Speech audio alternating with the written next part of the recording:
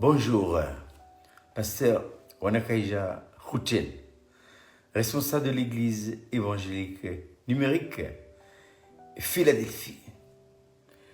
La pensée qui m'amène à vous ce matin, c'est cet entretien de Jésus avec l'apôtre Pierre. Et l'entretien se passe on trouve ça dans Jean chapitre 21. Dans Jean chapitre 21, Jésus a conclu, l'apôtre Jean a conclu son ouvrage, puisqu'on dit, mais plutôt dans Jean chapitre 20. Dans Jean chapitre 20, l'apôtre Pierre a donné la conclusion de son évangile. Juste après, juste après que Jésus est ressuscité, où l'apôtre Pierre a dit à ses collègues, les apôtres, que je vais pécher. Donc, c'est un appendice que le Saint-Esprit a dit à l'apôtre Pierre d'ajouter, alors qu'il a donné la conclusion, un petit ajout. Mais ce petit ajout à l'évangile a une importance capitale, puisqu'elle parle de quoi? Non seulement elle parle de la pêche miraculeuse, mais elle parle surtout de cet entretien qui suit cette pêche miraculeuse. C'est l'entretien de Jésus avec l'apôtre Pierre. Et il y a un mot qui ressort de cet entretien entre les deux, c'est le mot amour. C'est pourquoi Jésus a posé 3 fois la question à l'apôtre Pierre en ces termes: Simon, fils de Jonas, m'aimes-tu plus que les mêmes soucis? 3 fois. Pourquoi 3 fois? 3 fois parce que en grec, il y a 3 mots qui définissent le mot amour. Et il faut souligner aussi que la langue française et dans d'autres langues dans le monde, ils sont pauvres. La seule langue qui est très profonde, sont les langues orientales. C'est pourquoi le Seigneur utilise ces langues-là pour pouvoir tester quel est l'amour, de quel amour l'apôtre Pierre est-il animé. Parce qu'il faut savoir qu'en grec, il y a 3 mots. Il y a le mot agapé, il y a le mot philéo et il y a le mot eros. 3 mots qui définissent le mot amour avec chaque intensité.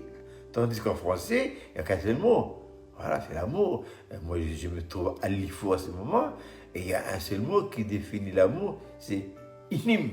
Puis c'est tout, un seul mot. Tandis qu'en grec, il y a 3 mots. Donc, si Jésus a répété 3 fois la question, pour que, d'une part, l'apôtre Pierre donne la bonne réponse. Mais, il faut savoir qu'en nous avons hérité de nos pères une vie. C'est ce qu'on appelle la vie naturelle. Et dans cette vie naturelle-là, eh bien, cette vie naturelle manifeste 2 types d'amour. L'amour philéo et l'amour eros. Voilà. Philéo, c'est quoi? C'est l'amour psychique, l'amour de l'âme.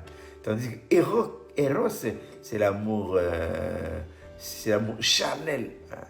C'est l'amour érotique. Voilà. Tandis que le mot agapé, c'est l'amour spirituel. Voilà. Et c'est pourquoi c'est important, parce que quand Jésus pose la première question à l'apôtre Pierre en disant « Simon, fils de Jonas, m'aimes-tu » Quel est le verbe? Quel est le mot? Quel est le mot quel est le mot grec que Jésus a utilisé? Il a utilisé le mot agapé. Il a utilisé le mot agapé. Mais quand l'apôtre Pierre a répondu à la question, Pierre n'a pas utilisé le même mot. Pierre a utilisé quel mot? Le mot philéo. Voilà. Donc les 2 mots utilisés par les 2 là sont différents. L'un utilise le mot agapé et l'autre utilise le mot philéo. Jésus utilise l'amour spirituel, l'amour de Dieu, tandis que Pierre utilise l'amour philéo, l'amour psychique. Voilà. Maintenant, et pourquoi l'apôtre Pierre n'a-t-il pas utilisé le même mot? Pierre, il sait très bien, oui, il est intelligent, il sait très bien qu'il vient juste de renier Jésus. Et l'amour philéo, c'est un amour qui renie. Ah oui, mais nous on a ça, nous. Hein. Quand tout va bien, c'est bon. Mais quand tout va mal, on est de changer. La vie naturelle, c'est lui qui change. Elle varie. Elle est comme la noix de coco sur les eaux du Pacifique. La direction de la noix de coco dépend du courant ainsi que du vent. Si le vent souffle au nord, eh bien l'eau, le noix de coco va au sud. Elle bouge, elle n'est pas stable. Ça, c'est l'amour philéo. Voilà. Tandis que l'amour agapé, c'est un amour qui est stable.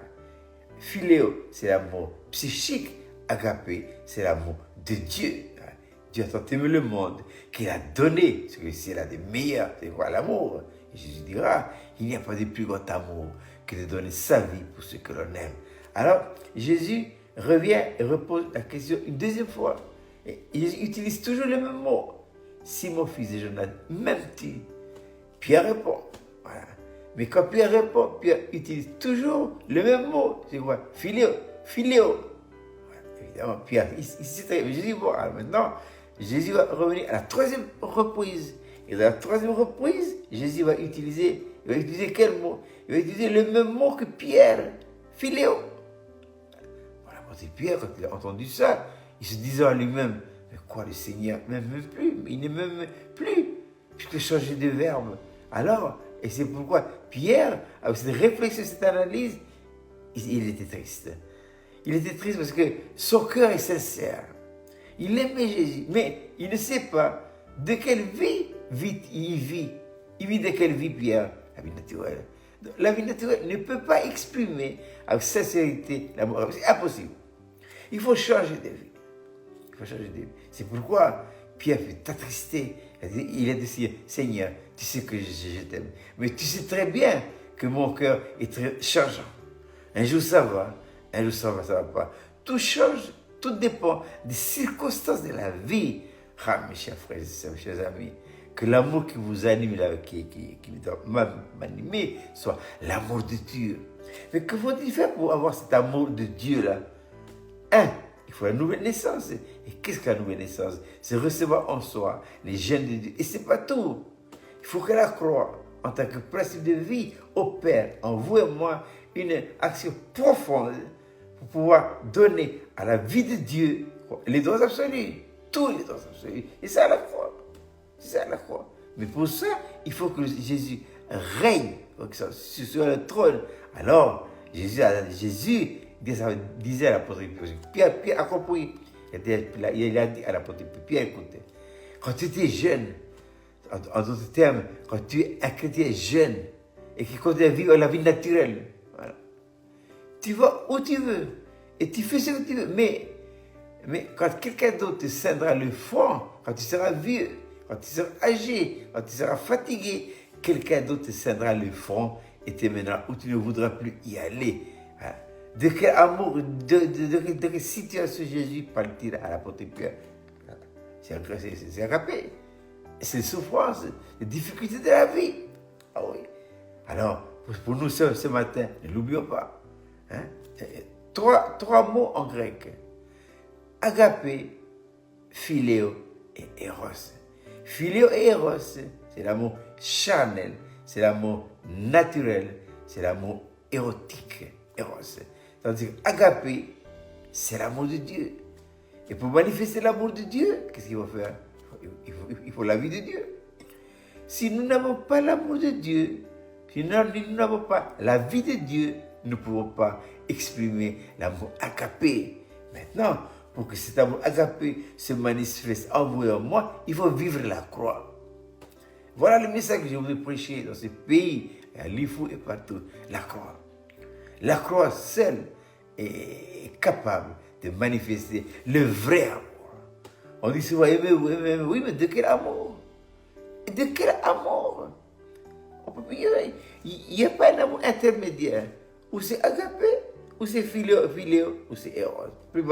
La plupart du temps, c'est philéo et eros. Pour agapé, il faut changer de vie. C'est seulement quand les disciples sont nés de nouveau et qu'ils ont reçu le baptême du Saint-Esprit que une puissance est venue en eux, c'est la puissance du Saint-Esprit qui a fait que eux là, désormais, ils manifestent l'amour agapé. L'amour agapé nous pousse à aller jusqu'au bout. Ah oui, on ne peut pas reculer. Et pourquoi? Aimer, oui, aimer. Mais aimer, et non pas seulement dire Jésus, je t'aime, il faut des actes. Le Seigneur veut plus que des paroles. Il veut des actes prêts à donner. C'est pour Jésus dira, il n'y a pas de plus grand amour que de donner sa vie pour ceux que l'on aime. Vous savez, on en est, quand on a vu ça, là, on est prêt à tout donner pour celui que l'on aime. C'est Jésus. Mais attention, il faut changer de vie. Hein? Il faut changer de vie. Si vous ne changez pas de vie, impossible. Vous pouvez faire des déclarations d'amour sublimes. Parce que la vie naturelle, elle prononce, elle donne des déclarations sublimes de l'amour. Mais on peut tromper les hommes. On ne peut pas tromper Dieu. Il ne faut pas l'oublier. Hein? Voilà. Et bien que le Seigneur bénisse sa parole et que cet amour agapé se concrétise dans votre vie et dans ma vie. Il n'y a que l'amour agapé qui nous permet d'aimer nos ennemis. Voilà. D'aimer ceux qui nous font du mal. L'amour philéo, c'est pas vrai. C'est un amour, c'est un amour qui ne dit pas la vérité. Un mensonge. La vérité se trouve dans l'amour agapé. Voilà. C'est pourquoi quand nous lisons le sermon sur la montagne, hein, eh bien, pour aimer son ennemi, c'est impossible. Impossible. La loi dit, dent pour dent. Et pour changer ça, il faut changer de vie. C'est simple. Comme on dit bonjour le matin. C'est simple. Il faut changer de vie. Et quand on change de vie, on commence à manifester le vrai. Quel amour? L'amour agapé. Il ne me reste plus depuis vous à ma tribu de vous souhaiter une agréable journée. Ah oui, et déjà, à la prochaine pour